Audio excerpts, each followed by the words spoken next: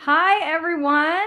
It is good to be live with you all here on a Friday. Well, I guess it's late afternoon for me. I'm not sure what time it is for you, Johnny, where you are, but it is nice to see you. How you doing? I'm doing great, Christy. It's good to see you again too. It's 7 p.m. here, so it's still early, I guess, early evening. Yeah, I see some light outside your window still. It's very nice to have the sun, stay with us. I was telling you before we went live, this feels like old times. We used to do live streams together, maybe not just you and I, but on group live streams and things like Right. that on a pretty regular basis. And then all of a sudden, I didn't see you anymore. Yeah. And so I would like to start our interview there. Why did you go carnivore in the first place? When did you first start carnivore? How long were you on it? What improvements did you notice? And then why did you disappear? Well, that's a great question. The reason, to go to the very beginning, the reason I started carnivore, I've been battling weight and health issues my entire life. Really, after I graduated high school. In high school, I was active. I raced bicycles. I ran track, so I stayed pretty active. But after high school, when I didn't have all the activities, I was working as fast food. I was working a second job. I delivered pizza at night, and the weight just came on. And years of doing that, eventually I got married, had a family, was working 2 and 3 jobs just to try to make ends meet. And my nutrition and my health was way, way, way on the back burner. And eventually, as it does with everybody, that caught up with me. And I had really bad high blood pressure, atrial fibrillation, and I had really, really bad arthritis in both of my hips. I actually had to have my left hip replaced when I was 50 years old, so about 8 years ago now. And I had really bad plantar fasciitis in my feet, and I was working at Lowe's, a home improvement store, and was on my feet, 10, 11 hours a day, every day, the 4 days a week that I worked there. And it was miserable. And I thought if I could lose some weight, that would help my feet not hurt so much. And somehow on YouTube, doom scrolling YouTube, I ran across Carrie's video, Homestead How, Carrie Mann, I think it was his 90-day or his 30-day carnivore. And he was talking about the amazing healing that his body had gone through, not just the weight loss, but the inflammation loss.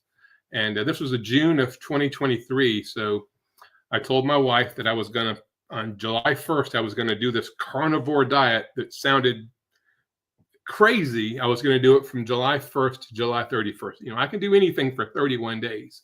And of course, she rolled her eyes because I've tried every diet. I've done every, count calories. I've done the Atkins. I've tried everything. Nothing ever worked. I did keto for a while with almost no success. But I was determined to try to make my feet not hurt so much. I just wanted to lose weight, thinking that the weight loss would help my feet not hurt. Because at the end of the day, I was in about a 9 out of 10 pain. So I did, this is 2023, July 1st to July 31st. I did carnivore. And about 2 weeks in, my plantar fasciitis, which if you know anybody that's had it, it's like a kidney stone. It is miserable pain. 2 weeks in, I woke up one day and it was gone. I mean, it just like it was never there. Keep in mind, I had spent hundreds of dollars in all types of orthotics and appliances for my feet and special socks. To no avail. I was taking Advil and Aleve and Tylenol every day. So just 1 month 2 weeks in the carnivore, really that pain went away. I have a lot of lower back pain too. I have some spinal stenosis in the bottom of my spine. That went away. And so all this happened before I really lost any measurable amount of weight. I was 5 or 6 pounds down, but my body started healing almost immediately. And then I started having less pain in my hips, less pain in my knees. My back pain went away. And, I started rolling. I started my YouTube channel. I got to meet great people like you and all of our friends in this community. And it was just going really, really well. And I was rocking and rolling. I'd lost right at 100 pounds. I had no inflammation anywhere. For the first time in my adult life, I didn't hurt every day. I didn't hurt at all. It was pretty amazing. And then I had driven an 18-wheeler before. I owned a little trucking company, a little one-man operation trucking company. And I did really, really well with it. But my health got so bad when I started having AFib, I was not able to pass my Department of Transportation physical. And so I couldn't get my license renewed because you have to pass a physical. I couldn't pass the physical, so I had to sell my trucking company. Well, find carnivore. I'm working at Lowe's, and Lowe's was a great place to work, but it's a retail job. And I thought, now that I'm this healthy, I've lost all this weight. I'm no longer an AFib. I'm rocking and rolling. I could pass the DOT physical. So I went to the DOT physical, passed with no problems. Ordered me a brand new truck, jumped on a jet airplane, and flew to Green Bay, Wisconsin, and started my trucking company up again. Unfortunately, when I left the trucking industry, it was during the pandemic, and I hauled toilet paper. So I was making bank back then.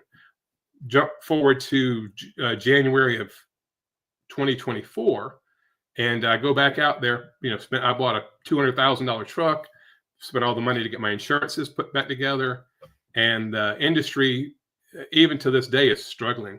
And so, Christy, from January, well, actually, it was from December of 23, December 23 till March of 24, I didn't make a dime. I didn't make any money, and I blew through my savings, and now I'm living on credit cards. And I'm here to tell you that was so stressful. I kept thinking, it's around Christmas. It'll pick up. It'll pick up. Just keep priming the pump. Eventually it will pick up. Well, when it never picked up, now I can't pay my bills. I'm out of savings. I'm running up my credit cards. And that stress just obliterated me. And the only thing I know to do when I get stressed is to eat terrible food. That is where I go to for comfort and consoling. It's just, really bad food decisions. And I fell off the wagon. And certainly I wasn't going to do a bunch of YouTube videos about the carnivore diet, as I'm gaining weight pretty much daily. And that, I would try to get back on carnivore. I'd eat 3 or 4 days, really clean, good carnivore. And then I'd go off the rails and eat honey buns and donuts and whatever else. And found myself having another medical problem. I was in Kansas City, Missouri in March of last year. And I was driving down I-35 South, and I basically passed out behind the wheel, and I kind of came to and realized that I was passing out. Managed to get the truck pulled over, stopped, called 911, went to the hospital. They said I might have had a TIA, a mini stroke. By the grace of God, I didn't hurt anybody, and I didn't hurt myself, didn't wreck the truck. Wife jumped in the car, drove from North Carolina, where we lived, to Kansas City, Missouri, and picked me up. And I turned the truck back in. I had to pay a pretty good bit of money to surrender the lease, but at least I got out from under it. And then went back to work at Lowe's. Wow, I just got kicked in the head, by life, really. By the grace of God, Lowe's took me back and actually gave me a raise when I came back. So I had a job to go to, and got back on carnivore, started doing really well. Didn't do so much with the YouTube stuff at that time, but I had put 60 pounds on, and I took all that 60 pounds back off. And it was going pretty well. I was feeling good. Everything was put back in place. And then I had an opportunity to go to work for an ambulance company. That's where I'm working now. And what we do is we take people from the hospital back to the nursing home, or from the hospital back home. People who need a stretcher to be transported from one place to another. I don't do any of the 911 stuff. I just take people from the hospital back to the nursing home. And when I took the job, we were really short-staffed. We're still short-staffed, but not as bad. And I was working 60, 65 hours a week every week, sometimes 70 hours a week. And we're busy from the time I clock in to the time I clock out. It's go as hard as you can go. And I started just grabbing fast, convenient food, package of this, package of that, this sandwich, this hamburger, French fries, whatever. And I've lost my weight yet again. And decided that all that work wasn't worth it. I told them I had to cut back on my schedule.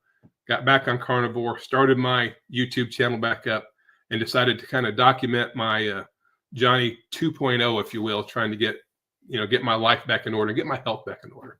And that kind of brings us up to today. Yeah, your story is so real, because I think for so many people that aren't carnivore yet, but they're thinking about it, they've asked me about it. A lot of them are like, but how do you just stay that way? Like, and a good friend at work, she has multiple sclerosis, and I've shared with her many videos. I've even done interviews on my channel just of people with eating carnivore with multiple sclerosis, and say, okay, now I did an interview for you, like for my friend, right? Go watch it. And so she has changed her diet. She was just talking to me yesterday about, or actually on Wednesday, about all of the, just going towards carnivore. Like, she's not there yet. She's like, I just go for the chocolate. And I just, but she's eating so much more meat and so much less junk. And she's telling me about all the health improvements. She just had blood work. And her blood work was fantastic. and things like that. In fact, she asked me to go over it with her. Not that I'm an expert, but she just wanted my opinion on her blood work. And, but she's doing really well, but she's like, I just can't stay carnivore, So not to take over the show here, but I hear that from people all the time. And so, I think your story is just so real. Why do you think you kept coming back? That's 3 times you came back to carnivore, I heard you say. So the original time, and then in the middle when you weren't really posting a ton, but you lost 60 pounds again. And then again, like, why on earth did you keep, coming back to this way of eating?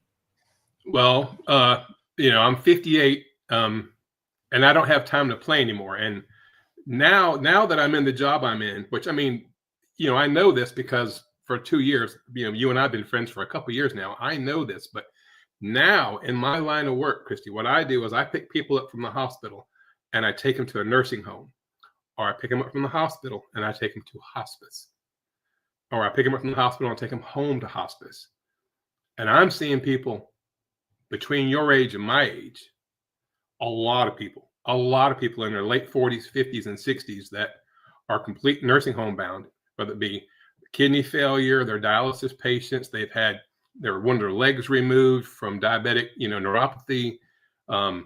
It is alarming to see the numbers. I mean, I did this kind of work years ago, and we would see people 80 or 90 years old. Now I'm seeing people as young as my oldest kids. I'm putting them in nursing homes, and it's just alarming. And I know that if I don't get on track and stay on track, that's the path I'm headed towards. I've been so unhealthy for so long. You have to imagine my kidneys and my liver and my heart and, my lungs had just been beat up for so many years because of poor dietary choices, poor lifestyle choices, that I don't really have time to lose. And so I keep coming back to what I know works. I think the real question is not why did I come back? It's why did I fall off to start with? And I just got to figure out how to handle stress. I don't smoke. I've never smoked. I've never drank alcohol. I don't gamble. My only vice is donuts and apple fritters. If they never invented apple fritters and donuts, I'd weigh 135 pounds. So I just got to come up with a better coping mechanism with stress so that I don't keep falling off the wagon. Yeah. And it also sounds like this last time around, maybe it was some stress because you were working a lot of hours, but it also sounds like a planning. Like a lot of people have a hard time planning, like, I'm going to go do this thing and I'm going to work this many hours and like, what can I bring that I can eat? And so then it's like, oh, you just reach for what's there because you're hungry and whatever. And so, instead of maybe planning ahead. Is that fair to say? That's absolutely fair to say. I would say if I could give one piece of advice to any of your listeners or my listeners or anybody out there that's considering starting carnivore, if you have a very busy schedule, you really, really, really have to prioritize meal prep. If you don't have anything at the go ready to eat, the convenient stuff is just too easy.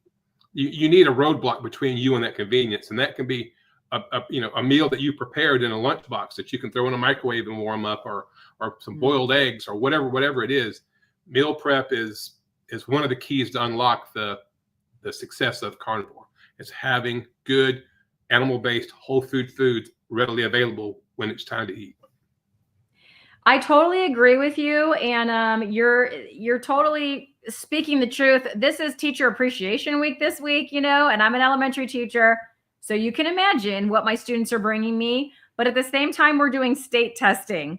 And during state testing, I really, really emphasize to my students, please, if you can at home, eat a breakfast that contains protein, and don't come to school and eat the sugar-filled breakfast that they're going to give you, before the test. And so we've been talking about prioritizing protein, especially at breakfast for these kids. But then they're bringing me chocolate and they're bringing me, all this stuff. And so then a student brought me some chocolate, and then somebody said, "But you don't eat that," to me. And I said, "No, I don't eat that." And then they said, "But you'll eat, what will you eat?" And I'm like, "Well, you could bring me some beef jerky and that kind of stuff." And they're like, and then we were having this whole conversation, right? And then this one kid said, "But how do you look at that and not want to eat it?" Like, this kid's 11. He was like, but you have it. It's yours. Like, how do you not want to eat it? And I said, well, the first 90 days were really hard because, that's, oh my gosh. And I had a lot of bacon, ready to go bacon. Like, and if I had any kind of craving, I would either eat bacon or butter. Right. And then that would kind of satisfy that craving for that moment. And then after the first, 90 days, it's super rare. And then one of my students said, so do you crave like meat things? And I said, yeah, when I'm hungry, I can't wait to eat some picanha or whatever, Right. my cravings for the junk, the longer I'm on this way of eating, the less I crave it and the more I can be in the same room with it and it doesn't phase me. Whereas Right. those things used to call to me, like from the cupboard, wherever they were, I'm in here, you know. Um, so you talked about when you first went carnivore and you lost 100 pounds and you had AFib and high blood pressure. Were you on medication for any of those things? Or was it just you were suffering with those symptoms? Well, the thing about high blood pressure is you don't really feel high blood pressure. Some people maybe get headaches if their blood pressure gets really high, but I never had a symptom with high blood pressure. And the AFib, I've been battling AFib for about 5 years, off and on. I've had 2 cardioversions. That's where they put you to sleep and shock you. And then Mhm. I had an ablation, I think about 4 years ago. And none of it really helped because I was in such a poor state of metabolic health that really, until I change my metabolic health, that stuff is not really going to work long term. So I should have been on medicine. I just, I hate the pharmaceutical industry, sometimes maybe to my own detriment, but I've just, in the back of my mind, I'm going to get this under control. I'm going to start working out. I'm going to start eating better. And, when I found carnivore, I did. And, I was on carnivore for basically that first year with, tremendous amount of success, except for the blip where I was off it, but then got back on. And I'm in AFib right now. I mean, I live in AFib. I'm in AFib with what they call rapid ventricular response. So my heart rate's like 115, 118 right now. But if you watch my videos, I'm working out as hard as I've ever worked out. I'm doing push-ups and sprints and jump rope and everything that I enjoy doing. And it hadn't really slowed me down. But I do, I wish it would go away. I wish I could get myself in a healthy enough spot to where my heart could just settle down, if that's possible. It may not be possible without more surgical intervention, but we'll look at that. I'm going back to my electrophysiocardiologist on June the 20th. That's somebody that's a cardiologist that just deals with the rhythm of the heart as opposed to the muscle of the heart. So I go back to him on the 20th of June, and we'll discuss what the plan going forward is. Okay, that's interesting. So you kind of maybe should have been on medications, but turned them down. As I've gotten into my 40s, I see more and more people. It's so sad. They're on this pill, and then the next thing you know, it's 2 more pills, and then they have this thing, so they get another pill, and it seems like the medications just keep, stacking on. And in my mind, I'm, screaming inside my own head, change your diet, Exactly. So you went off carnivore this last time, and when you went to your doctor, I think it was right around the time you were going to get back on carnivore. Right. What did your doctor say to you? This was about a little more than 30 days ago, I think. Yeah, it was March. I think March the 24th. Actually, I think one of my videos I said March the 21st, but it was actually March the 24th. Okay. When I was doing the truck driving thing, I was self-employed, so I had no insurance. So going to the doctor without insurance, it's prohibitively expensive. And when you don't have employer-sponsored insurance in this part of the country, it's about $1,500 a month for insurance premiums for terrible insurance. So I just went without insurance. Well, now in my job, I got really good insurance. And I said, I've been taking aspirin because, being an AFib, you have an increased risk of having a stroke. So I was taking aspirin because the blood clot or the blood thinning medicine is like $600 a month. And with no insurance, that's pretty tough. So I finally got my insurance all settled out and everything. I said, let me go on to the doctor and kind of get my life back in order. I've started carnivore again. And I went to the doctor, and of course, my blood pressure was 180 over 100, believe it or not, which is not too uncommon for me. My resting heart rate was about 130. I was, 280 pounds, I think. And it was just not in a good way, but I was getting started back, and I thought, this would be a great time to document, for people like me and there's a lot of us who have fallen off the wagon and try to get back going again. A lot of them, and I do too. So I thought I could document this and maybe give somebody some encouragement that it's never too late. start as many times as you have to start. Just don't give up. So I went to the doctor, and he gave me the blood thinners, which I feel like I should take. They're very expensive, but with my insurance, it was only, I think, $20. So thank God for insurance. And then he wanted me to take a beta blocker, a medicine. Actually, I have it right here. It's called Metropolol. It's a beta blocker. It's to help with blood pressure and heart rate and all that stuff. And my doctor, I love my doctor. He's been my doctor for years, but he never asked me about lifestyle. He didn't say, John, where do you eat? What are you eating? How much exercise are you getting? How are you sleeping? How much sunshine are you getting? None of that. It was just, here, take this pill. Wrote me a script. And it just hit me like a ton of bricks. Like he said, I don't want these medicines to start piling up. I'm going to take the blood thinner because I think it's irresponsible not to. But I didn't want to start, because when you take the medicine, to me, it almost gives you permission to continue to do the wrong thing, because I'm protected by this medicine, so I can continue to eat garbage, sit around, watch TV all day, or play on YouTube or whatever. So I made my decision that day that I was going to, because he wanted to see me again in 30 days.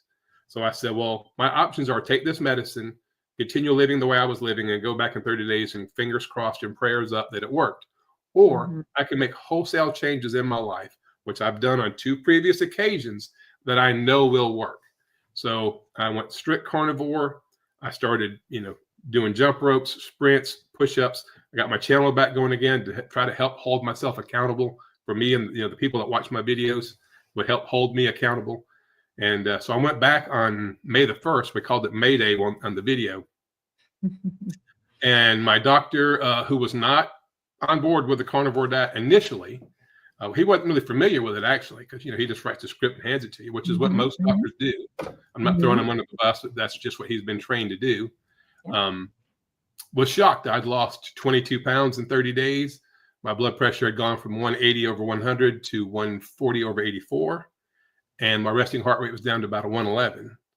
And he was blown away. And he asked me about the medicine. I said, Doc, I never took the medicine. I just made lifestyle changes. And he jumped up and high-fived me and said, he and I are the same age. He's 58 years old as well. And he is not in the best physical shape, as a lot of doctors aren't. But he high-fived me and he said, man, whatever you're doing, keep doing. He said, this is incredible.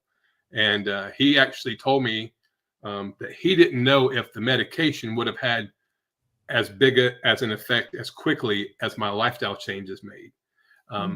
He said it might have. Everybody responds differently, he said, but that was pretty dramatic improvement in my health in a very short period of time. And so he told me not to take the medicine. He said, at this point, the medicine will not do you any good, more than what you're doing with your lifestyle changes. So he said, keep the prescription, because you never know what the future could hold. He said, but as of right now, he said, I don't think you need the medicine. I think you've done on your own what the medicine would do, from a chemical standpoint.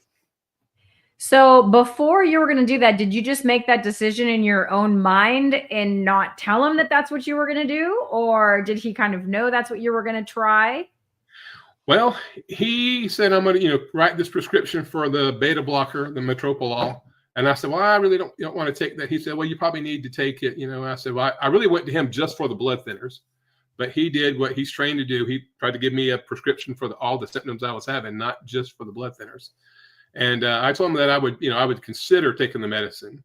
And ironically, I talked about this on my video. Obviously, that was my, those 30 days of videos was about leading up to this doctor's visit. And I had somebody in the comments, and I don't know if this person was a troll or what, but they said that they knew my doctor and they worked in the office where my doctor works. They were going to talk to my doctor about me, that they didn't agree with this carnivore crap, I think is what he said.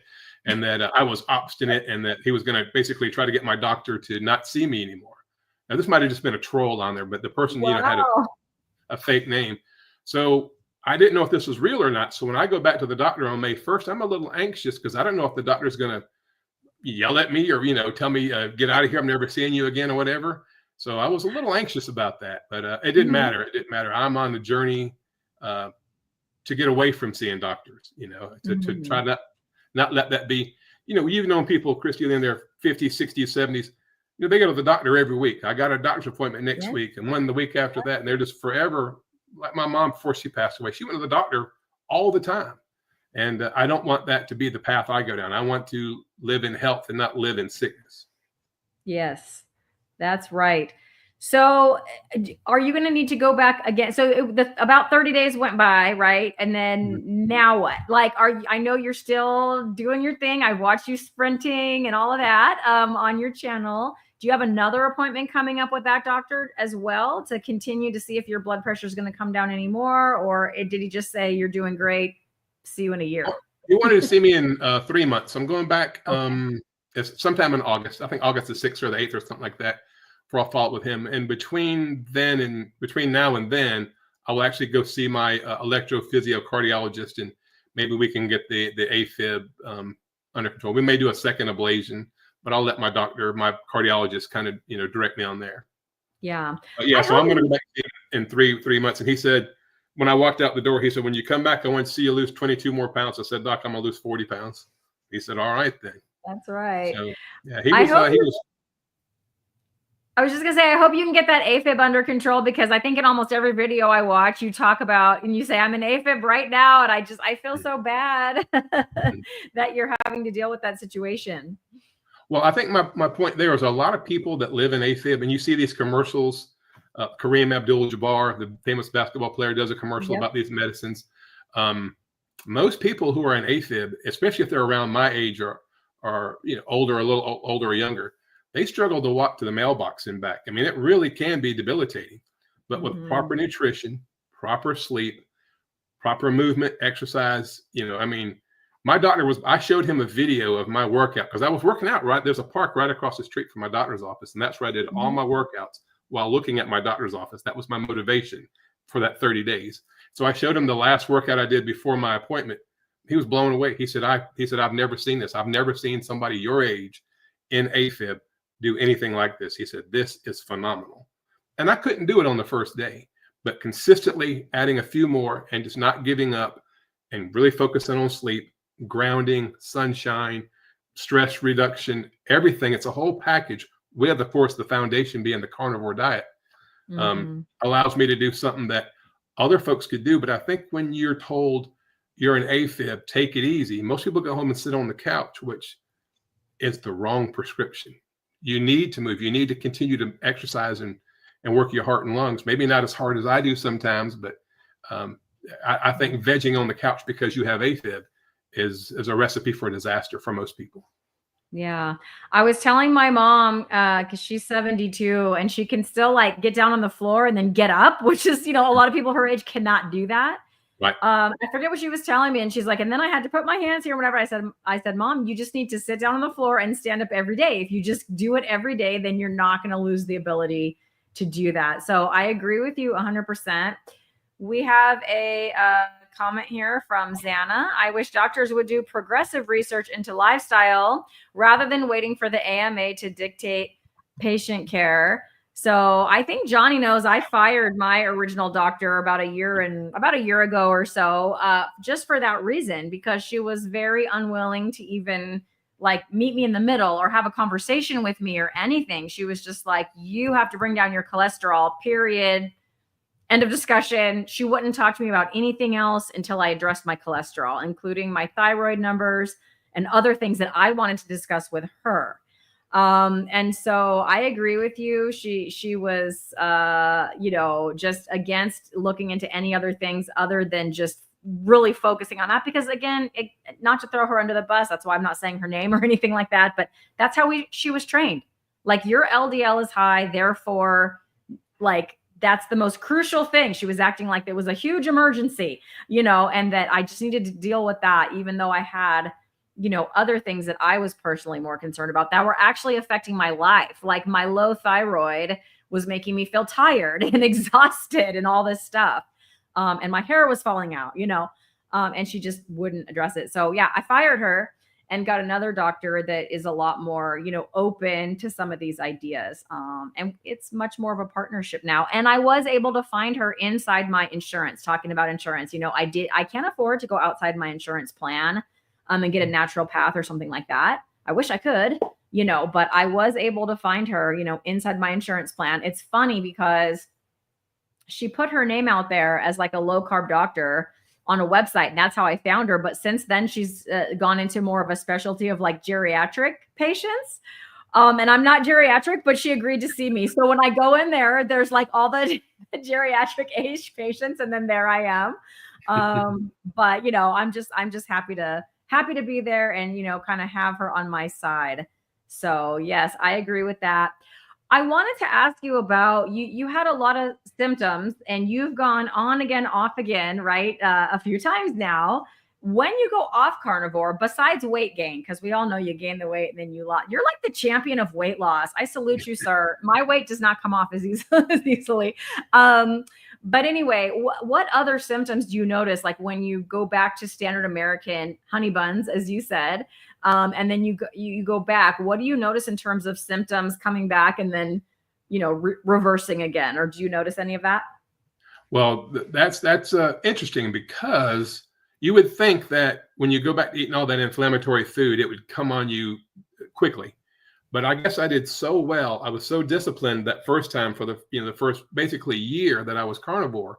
I must have done a lot of healing in my body, because the only symptom that came back, when I was driving the truck and having the meltdown financially, and then coming to this job and working way, way too many hours. The only symptom that came back, believe it or not, was toenail fungus. The joint pain didn't come back. The lower back pain didn't come back. And I'm not giving permission. I'm not giving license for people to go off carnivore because all these symptoms. I think if I'd have kept going, I was heading that direction. My hips started getting a little sore within the last, before I started this one. I could tell at night when I wake up, my hips would be a little bit stiff and a little bit sore. Nowhere near where they were before I went carnivore initially. But toenail fungus, that's the only thing that's really come back. Which tells you the degree of healing that the carnivore diet can do in a short period of time. Remember, I ate the standard American, what I call the standard American donut diet from 15 to 50 something, so you're talking 40 years, over 40 years of just horrific damage to my body. And in 1 year with strict carnivore, fasting, exercise, sleep, I healed a lot. Now, obviously I didn't heal everything. I didn't heal the tendency to fall off the wagon, but inside my body, I did a lot of healing. But you saw my blood pressure did go back up. My AFib got worse. So I did have those symptoms.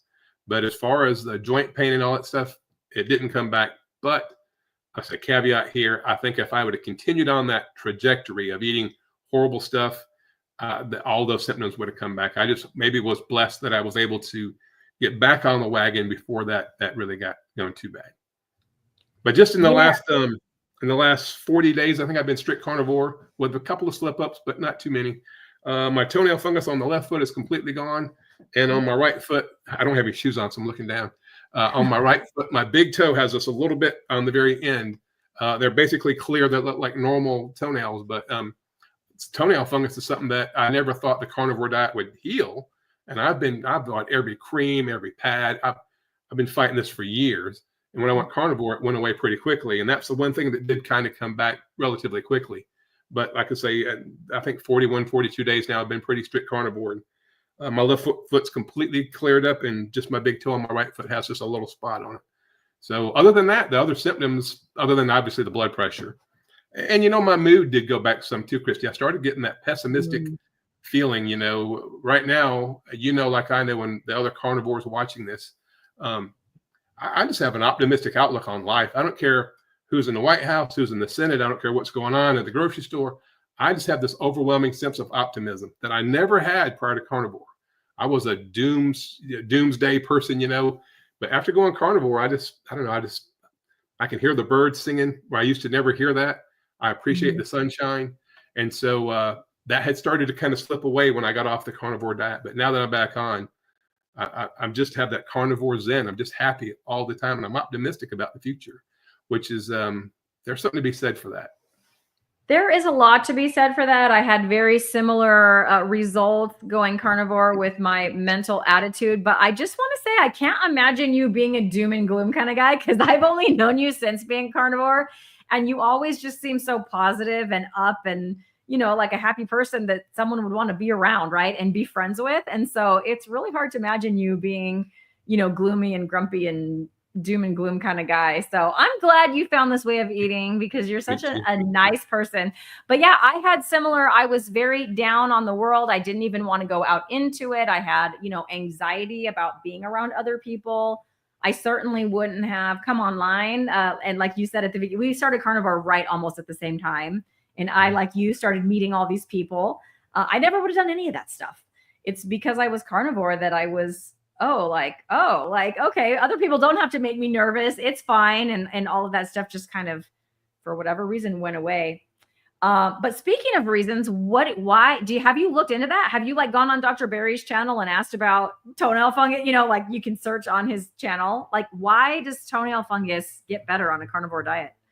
I hadn't researched it yet. That's one of those things, I think your early videos, I can remember watching, you had things that, and all of us do, that surprise you. I mean, you knew you're going to lose weight. You knew that if you had inflammation in your body, it would get better. But then you have these little things like dreams. Like I used to never have, I had nightmares because I worked in EMS for years, and I've seen some horrific stuff that no one should ever see, but that was my job as a paramedic for so many years. But then I got to where I didn't dream at all. But when I started carnivore and I really, really got fat adapted and started burning ketones, I just have the most amazing dreams. It's phenomenal. It's fun. I dream every night, and it's always happy. It's always energetic, uplifting. My mom died about 7 or 8 years ago, and she's usually in my dreams, and it's a happy, fun time. And my kids, I don't see my kids very often, so a lot of times they're in my dreams. And so the toenail fungus clearing up, I'd never expected. These unbelievably happy, nice dreams that I wake up just in a giddy mood because the dream was so much fun. So that's one of those things that it was just a surprise benefit that I had no idea. I mean, I was just trying to lose weight so my feet wouldn't hurt. That was all I wanted. And I got, it's like buying something and get, buy one, get 10 free kind of thing. Every aspect of my life just got so much better, which begs the question, why did I fall off? And we've addressed that a little bit, but I've really been paying attention to I think her name's George Ede, the female. She's wrote a book, Change Your Diet, Change Your Mind, right? Yes, I've read it. She's a Harvard-trained psychiatrist, nutritional psychiatrist. And she's a Harvard-trained doctor, and she has written this book, and I watched a lot of her stuff online about the effects of the improper diet, or the food-like substances that we find ourselves eating today, the negative effects it has on the brain. And I don't know that the carnivore diet goes in there and fixes all that. I think it's the elimination of the garbage allows your brain to do what the brain is supposed to do. We're not supposed to be autistic. We're not supposed to be schizophrenic. I mean, I guess that could happen in rare form like it did in the 1960s and 70s, but now it's so prolific. And I think it's because of the food we eat. And Dr. George, I think her last name's Ede. I hope I'm saying that correctly. It's EDE. Yeah. She's a Harvard-trained doctor that goes into real specific details on the pathophysiology of why that happens. So yeah, and then at the end of her book, she even gives like multiple suggestions for diets. Like I think she's pretty close to carnivore or carnivore herself, but like even for people that don't want to be that strict or don't need to be that strict, she gives like multiple paths of foods that are not going to be bad for your brain health and different diets that you could try. Yeah, it's a really great book. I love that you brought this topic up because I don't think we've done a live stream together since my son went carnivore about a year ago. And so he's been carnivore since February of 2024. And he has one of the most severe cases of ADHD I've ever seen. And I can say that because I'm an elementary school teacher and I see plenty of cases of ADHD. I've been in the teaching profession for 25 years. And I have personally watched the incidence of ADHD, the rise of incidence in ADHD in our population, just in my own classroom and in my own school. And my son, he was in my class when he was in 5th grade. He's in high school now. So I can say with confidence, seeing him at home and at school, that he does have quite a severe case as far as being able to pay attention. But it really affected his emotional state. So you would ask him to do anything and it wasn't just that he couldn't do it. Like he would emotionally lose his mind to get so upset and just completely melt down. And then after the meltdown, not even remember the meltdown. because he would just go into this other like alternate place. I don't know. It was bad. And so we had tried everything. Like I tried everything, and I'm not going to go into that now. I have multiple videos on my channel, but trust me when I say everything from teacher tricks to what the school had to offer to pediatricians to counselors, therapy, everything. But not diet, because I didn't think that diet had anything really to do with it. And then I didn't know what else to do, but he'd watched me be carnivore for a year. So I one day just asked him if he would like to try it for 30 days, talking about the 30-day challenge. I was like, hey, you want to try it and just see what it does with your ADHD symptoms? And he agreed to try it. And oh my gosh, if he has not, like, he did not look back. After the first 30 days, I said, do you want to go another 30? And he just, without even hesitating, said yes. And now he's been rock solid for 14 months, carnivore. And his symptoms are, I would say, 90% improved. That's amazing. He's had one meltdown this whole time, and he used to have 3 meltdowns a week. Even as a 15-year-old, he is 16 now. He used to have 3 meltdowns a week. Yeah, one this whole time. I was watching your channel regularly when you first, because you think you did a whole series with him. And I think if memory serves me correctly, you kind of let him tell you how much he wanted to be, you know, on camera or the subject of your videos. And that's when I fell off the wagon. I was driving the truck, and you know, my world kind of fell apart. So I quit watching. But I do know back then you were even talking about early on some of the improvements that he had seen himself. That's amazing. Yeah. And you know, he's a teenager and he's a boy, so he doesn't like to gush about it, or he's very like low key about things. But yeah, just the things that I've watched and how he's changed. So it's just been amazing. And like I said, he's still going.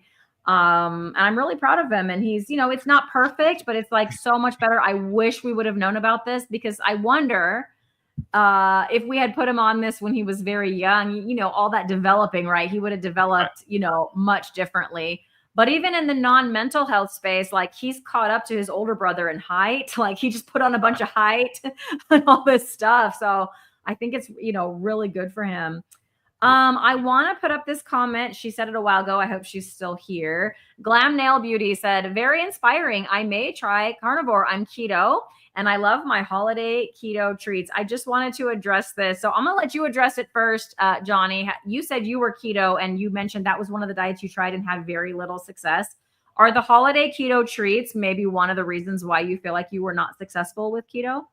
Yeah, because, you know, you go in the grocery store and there's keto bread and keto everything. And then you read the ingredients and you have to wonder what makes this keto. They just put keto on the, you know, I was eating keto pancakes and keto waffles and keto bread and keto protein bars and all that stuff. And I was probably eating more calories because I thought I was eating clean, you know. And for me, as part of my DNA, I have to abstain. If I let one little thing come in, we're off the rails. I'm a big, strong guy. I can bench press like 300 pounds. You've seen everything I do. If I have a blueberry, it's sweet, man. It creates a monster inside of me that I can't control. So for me, even though I was doing keto, because there was like chocolate keto and keto blueberry, you know, chocolate covered blueberry keto, it didn't work at all for me. I have to abstain. Now, my wife, who doesn't do this diet at all, she's not interested in carnivore or nothing like this. She can eat 2 bites of a chocolate chip cookie and put it in a little baggie and put it in the refrigerator and go back in a couple of days and eat the rest of it. I don't have that. I would eat the entire bag and then eat the bag, you know. So some people have that self-control, but for me, that dopamine hit in your brain when you get something sweet, which there's been, you know, multiple videos and tests and everything about that, it's worse than heroin. It just turns on. I had a cousin that died from alcoholism, cirrhosis of the liver at 51 years old. And I was always so critical of him. Well, doesn't he know this is killing him? Doesn't he know if he would just quit drinking, he could have a better life? He lost his job. He lost his wife. He lost his kid. He lost everything. And then he died of cirrhosis of the liver. But when I really reflected how addicted I am to sugar, I had no room to criticize him because I'm the same way. You can't take an alcoholic and say, just have a couple of drinks, you'll be okay. You can't take a sugar addict like me and say, have 1 cookie, 1 donut, just have a bite of this. It's a death sentence for my health. So I have to go strict carnivore and understand that I don't have to have something sweet at the end of every meal. Kind of get used to that not being the norm, because when you get through eating, you just, well, let me just get something sweet. So if I want something when I get through eating, I just grab a stick of butter and take a big chunk of that. Yeah. And pretty quickly I realized that I didn't need anything else to eat. Yeah, I'm the same way. I just wanted to address this. I would recommend that you go ahead and give it a try. I'm not saying that everyone needs to be carnivore always, but I think if you give it a try, if you have any little nagging joint pains or anything like that, you probably will see some benefits, because I had nagging joint pains just starting up. And I was actually keto first, and I was clean keto. So I did not do grocery store keto, fill in the blank bread or whatever. I didn't do any of that. And that wasn't because of anything wonderful about me. That was because when I first went keto, this was in February of 2023. I got tuned in to Dr. Barry right away. And that was the first time I'd ever tried keto. And if you've watched Dr. Barry, he's into like meat-based keto with a little bit of veg. So that is how I was doing my keto, but I would do like cream cheese with some sweetener and things like that. Or, I still had nuts and things like that, which for me are very bingeable. So I really had a hard time controlling my intake of some of those things, like that. And so once I got rid of those last few things, and I went carnivore accidentally, Glam Nail Beauty. It was just, I didn't feel like cooking zucchini. So I just didn't. I just had the ribeye. And then I was like, wait, is this even okay? And then sure enough, I didn't know Dr. Barry was even carnivore back then. And I'm like, oh, they're carnivore. What? Oh, this is a thing. Oh my gosh. And look at all these other people doing this too. I guess it is okay. And so, but yeah, that's after I really was carnivore for a few months. Like I said earlier in this live stream, if you missed it, I really just don't crave that stuff anymore. Like I don't go looking for the cream cheese or looking for, I'll eat cream cheese from time to time, but I don't go looking for it. And if I have a little bit, I don't want like 8 more ounces, but when it was like nuts, I'd take my portion. I'd try to portion them. But there's the big jar in the cupboard, and there I go to get more. Until the nuts were gone, and eat the container, like Johnny said. So I just do, now that I'm carnivore, people wonder like, well, don't you miss, fill in the blank thing? Not really. At first, but like I said, bacon and butter, that really did the trick, helped me get over that. And then now I don't even want it. But I think it's totally fine for people to do carnivore as like an elimination situation. And then if you want to add some like keto foods back in, my mom is keto, by the way, and has been for almost the same length of time that I've been carnivore, and she does great with it.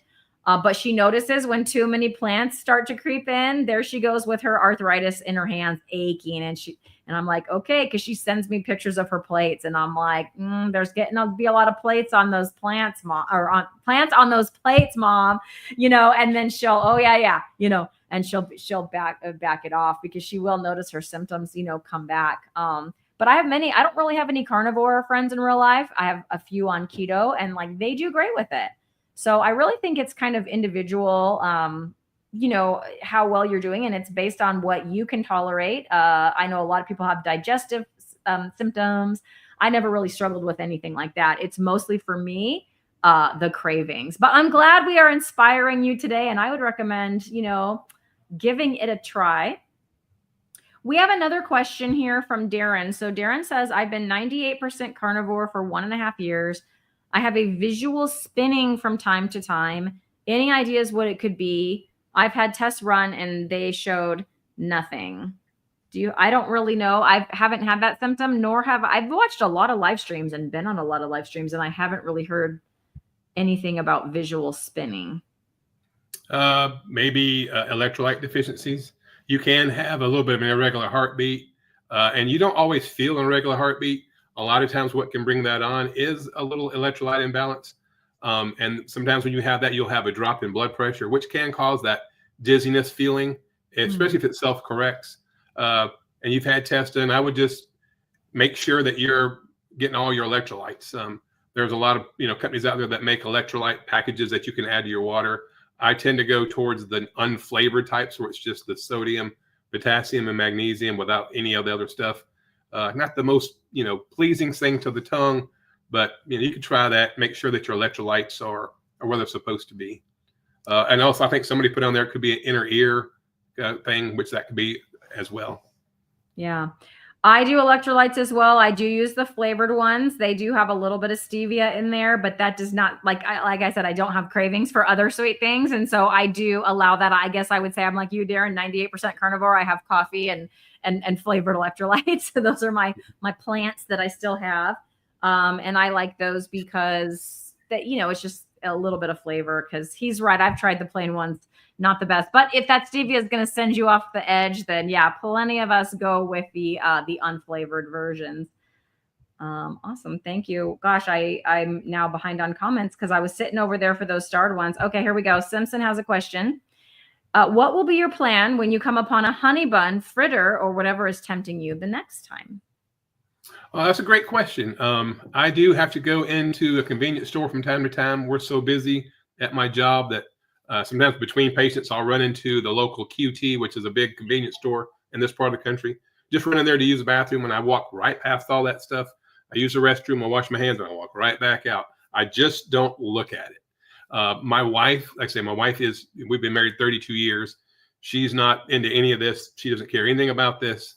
So she has what we'll call it normal, the things that were in most people's homes, cookies, crackers, snacks, all the stuff that she still enjoys. And so I live with it every day. It's within an arm's reach of where I'm sitting right now, and I'm able to abstain.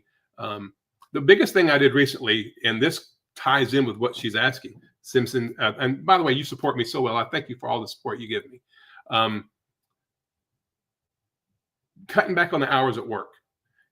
Health is wealth. I'm seeing that. I see that up front and personal every day. There are people that I take from the hospital to a nursing home who will probably have a whole lot more money than I'll ever have. But they're going to a nursing home and they're missing a leg and they're partially blind, and $100 billion would be of zero value to them.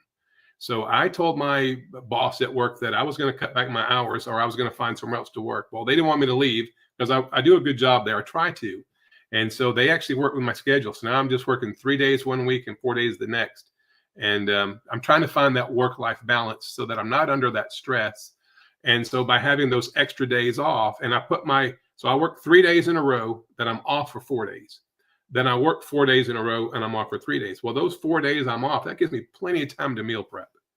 And the lack of meal prep is what sends me over the edge, because it's just so easy, to go in and grab, the convenience stores always have those grab and goes. You can just grab something, a barbecue sandwich or the roller grill items, the cheese roller grill things, whatever.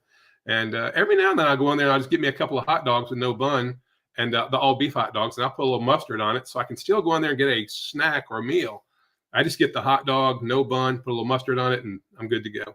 So I feel like I'm set up for success this time because I'm making it more of a priority. I'm not getting any younger, and I have a constant reminder of the consequences, because everybody gets in the back of my ambulance that's under the age of 70 is a constant reminder of what can happen if I don't prioritize my health. Because these folks, 95, maybe 99% of the people that go in the back of my ambulance that I care to the nursing home that are under 70 years old, if they would have made just a few different decisions 5-6 years ago, they wouldn't be in the nursing home now. I mean, I cannot describe how many young people are in these nursing homes. They're building nursing homes and dialysis centers everywhere because people are getting sicker and sicker, younger and younger, and it's not a joke. And so that's my constant reminder. Hey, Johnny, you got to make good decisions, because if you continue to fall off the wagon, you're going to be in the back of the ambulance instead of the front of the ambulance. And I don't want that. Yeah, I find for myself, just having a good plan. I'm in a pretty good, I have a good pattern going, with my hard-boiled eggs or picanha bites that I take to work. And then it's very nice. I want to shout out, not that they'll ever watch this, but I want to shout out the people that I work with, because like I said, it's Teacher Appreciation Week this week. Today they had a breakfast, and they sent an email out to say that there was going to be a continental breakfast. So I was just going to avoid that. I wasn't even going to go down there because there wasn't in the past, they've told me we got meat for you or whatever, which is very nice, but nobody said anything. So I was just going to avoid it. But my friend at work that eats keto, a lot of meat, but keto, texted me and said, you need to go by because they made for us. They have a charcuterie for us with cheese and salami, and they have hard-boiled eggs. And I was like, rock on. So the school secretary, she made, I don't know, 8, I think, hard-boiled eggs just for me and my teacher bestie, who both eat, you know, a proper human diet. And it was super cool. So that's what I had for lunch today. I put what I had brought for lunch away. And today I went ahead and ate the hard-boiled eggs and a little bit of, you know, salami and cheese that they had made. And it's just so nice to have people around me that don't just, you know, they just kind of, you know, take us in and just make us still part of the part of the staff. It is really helpful to have people like that. My mom and I recently went on a trip. I videoed stuff and I just haven't had time to edit it all together. But it was very nice having her on the trip because it was a trip. It was a big group of people that were not, you know, it wasn't about a diet situation. It was a totally other reason. And we were at this hotel and meals were provided. And so I'm used to watching us, we carnivores. I watch you guys' plates, you know, the people that make videos, you know, this was my steak today. Like I see Brian here in the comments, you know, Brian's always like, this was my meal. And it's like eggs and steak and whatever. I'm used to that, right? And it's become like normal, right? To me, to see that, it just doesn't even seem odd anymore. That's just like what people eat, right? But then we went to this place and there was 150 people in the room. And so there I am going for at breakfast. I would just have like scrambled eggs and bacon, and everybody else has their juice and their muffin and their pastry and their fruit and their, you know, all of this stuff. And yeah, I'm the only one, you know, and my mom. It was nice to have my mom because yeah, she'd have her keto plate. So she might put a few berries, you know, with her eggs and her bacon, but our plates essentially look the same. And it was nice because there was one night and some lady, there's my plate full of prime rib from the carving station. And that was it. And I had to ask the guy, you should have seen his face, the guy carving the prime rib. I skipped the whole line, the whole buffet, the carving station's at the end. I just walked right by, went right to the carving station, and I put my plate up there and I said, this is the only thing I'm eating. So you can either do one big hunk or you can just a bunch of those thin slices. And he put like 2 of them. And I'm like, and he put another one, and I'm like, he filled up my plate with prime rib. But somebody asked me that day, are you on the carnivore diet? I was like, why, yes, I am. And then they proceeded to ask me a lot of questions. We spoke for 30 minutes, and then they said, I feel like I've just had a master class. That was pretty cool. But it was because my mom was there next to me that I didn't feel like just a complete like outcast, you know, because it just felt very odd to be in this big group of people. We were all talking, you know, around a table. We sat with strangers, you know, at each event, or each meal, you know, but they put you there and you're supposed to kind of talk, you know, in your group. And so it's not like a restaurant where you can just ignore everyone around you, right? You're looking at their plates and they're looking at yours. So it is nice, you know, to have support. Johnny, do you have anyone in your life? Because I know you said your wife doesn't eat like you, and you know my husband doesn't either. Do you have anyone besides us online people that to support your efforts? I got a really good friend of mine, my best friend from high school. He might actually be watching. His name's Joey. He's a retired Air Force person. He was, you know, military retired. We've been best friends for 45 years, and he's working on it. You know, he still has some bread and some salad, but every time he comes to town, he's actually in town and down in South Carolina. And I drove down to see him, spend a day with he and his mom. And we took us out for steak. And I just had the steak, obviously, in baked potato with butter and sour cream, but hold the potato. He gets a kick out of me telling the waitress, bring me a baked potato with butter and sour cream. Just don't bring the potato. So I had that, and I had a big 16-ounce ribeye. And so he had the same thing. And he sent me a picture earlier today. He went to Wendy's and just got some burger patties and some bacon. And he said, you're inspiring me, bro, or whatever, you know. So working on him. He's a pretty healthy guy. He actually is an ROTC instructor. So he's a high school teacher, teaches ROTC. He's in Seattle, Washington. And he's the closest person that's really maybe giving it a little bit of effort. Of course, we don't see each other all the time because he's in Seattle and I'm in Charlotte. But working on my brother, trying to get my brother to I have a brother that's 17 months older than me. We're really, really close, and I'm trying to get him to maybe adopt more of this. He's got some health issues that I think this would help him out a bunch. But that's a long way of saying no. I really don't have anybody in my life. Nobody at work, you know. Well, I do have there's a young kid that I work with sometimes.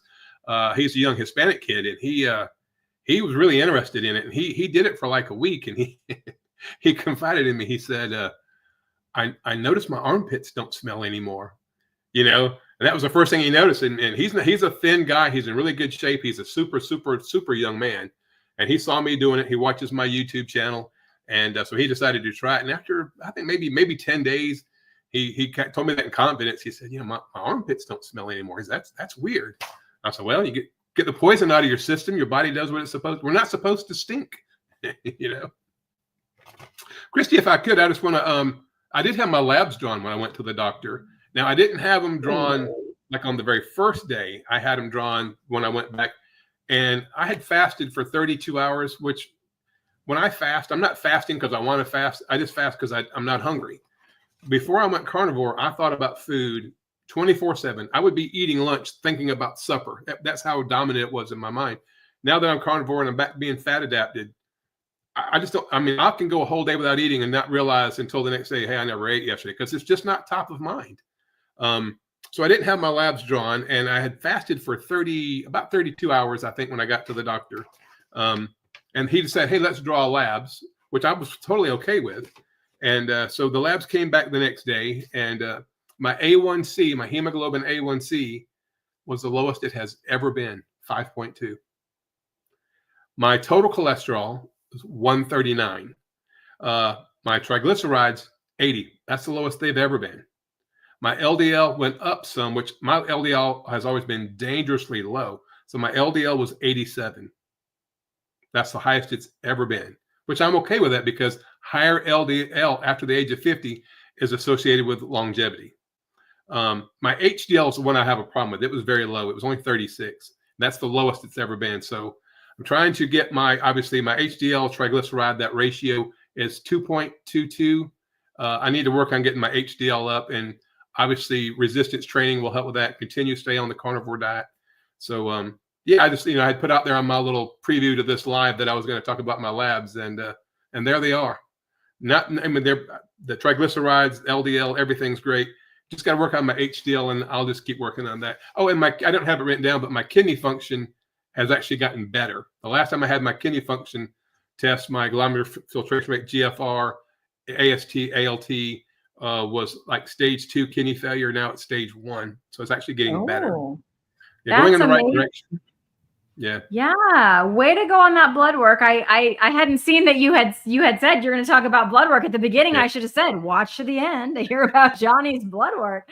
No, that's fantastic. I'm so happy. I think if you keep sprinting and, like you said, get some weight training in there, that HDL will come up and improve that ratio. But yeah, those are some great numbers. So it doesn't seem like you're a hyper responder like me. Not at all. Well, I'm not lean, so I'm still, I'm still morbidly obese. I weighed 260 this morning. Okay. So I'm 6'1". So I mean, it's spread out pretty big, but I still got a big belly, and I still have a ways to go. But yeah, I don't have that lean mass hyper response thing that you have. Yeah. But and you said about your doctor, she was so keyed in on that LDL cholesterol, and I know you're not close to my age. You're probably 10 years or so younger than me, or maybe more. But research came out like 5 years ago. This is not new research that says once you're like in middle age, higher LDL cholesterol is associated with longevity. I mean, I don't understand why does it take so long for these studies to come out, good peer-reviewed, placebo, double-blind studies, and 15 years later, people are still referring to the data from prior to that study coming out. It's mind-boggling that these doctors still, we're not like the people out here saying this. The American Heart Association in 2022 put out a paper, saying that high cholesterol is associated after the age, I think it's 50 or 55, with longevity. And yet doctors still, it's mind-boggling that we haven't moved. Well, I have the distinction of having the highest LDL she's ever seen. And I'm 49, and she's probably about 10 years older than I am. So it's not like she's a new doctor, she's had a good long career, but she was trained back when, for one thing. Yeah. But yes, it was the highest LDL she had ever seen. And I think she really just had no idea what to do with me. Well, you can imagine with her training, when she saw that, if she doesn't know that the new data has come out, she's not done her research and kept up to date. I bet that was pretty alarming to her. She was alarmed. She was alarmed. And then I was alarmed when all of a sudden a phone call came in 3 months later telling me to go get my blood work again. And I was like, says who? She didn't tell me we're going to check again in 3 months or anything. And I was like, that's when I said, I'm out. She's like doing things without my, knowledge or even asking me. It was just like an order. And I was like, no. But anyway, my new doctor's great. So, well, anyway, Johnny, thank you so much for coming on and talking with me. I would love to have you on again when you get a little, closer to your goals, or maybe I can come on your channel and you can interview me or something like that. I know you're on I know you're on the right path. And again, thanks so much. Thanks so much, everyone out there watching. I appreciate you hanging out with us on a Friday evening. So I guess for now, we'll say good night, everybody. Thank you, Christy. I appreciate you. Oh, I have to do this. Carnivore, baby. Yeah. Yeah. All right. Bye. Bye, everybody.